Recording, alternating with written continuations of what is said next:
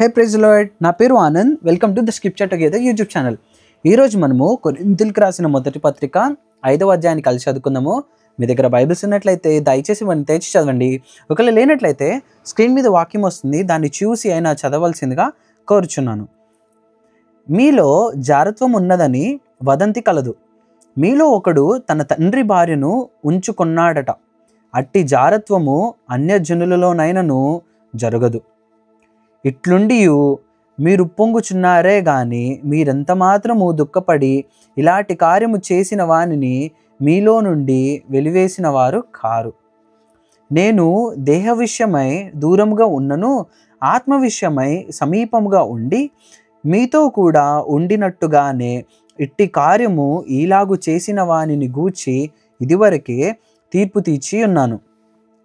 ఏమనగా, ప్రభువైన యేసు దినమందు వాని ఆత్మ రక్షింపబడినట్లు శరీరేచ్ఛలు నశించుటకై మన ప్రభువైన యేసుక్రీస్తు నామమున మీరును నా ఆత్మయు మన ప్రభువైన యేసుక్రీస్తు బలముతో కూడా వచ్చినప్పుడు అట్టి వానిని సాతానునకు అప్పగింపవలెను.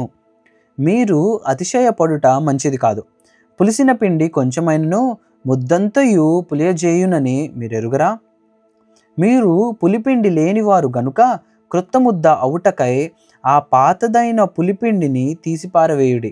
ఇంతేగాక క్రీస్తు అను మన పస్కా పశువు వధింపబడెను గనుక పాతదైన పులిపిండితోనైనను దుర్మార్గతయు దుష్టత్వమును పులిపిండితోనైనను కాకుండా నిష్కపటమును సత్యమునను పులియని రొట్టెతో పండుగ ఆచరింతము. జారులతో సాంగత్యము చేయవద్దని నా పత్రికలో మీకు వ్రాసి ఉంటిని. అయితే ఈ లోకపు జారులతోనైనను లోబులతోనైనను దోచుకొని వారితోనైనను విగ్రహారాధికులతోనైనను ఏమాత్రమును సాంగత్యము చేయవద్దని కాదు. అలాగైతే మీరు లోకంలో నుండి వెళ్ళిపోవలసి వచ్చును కదా.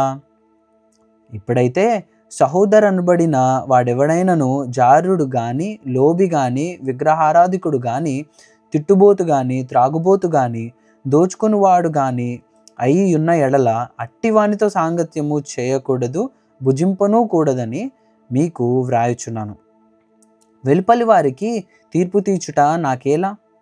వెలుపలి వారికి దేవుడే తీర్పు తీర్చును గాని మీరు లోపటి వారికి తీర్పు తీర్చువారు గనుక ఆ దుర్మార్గుని మీలో నుండి వెలివేయుడి. దేవుడిచ్చిన వాక్యము దీవించును గాక. ఆమేన్.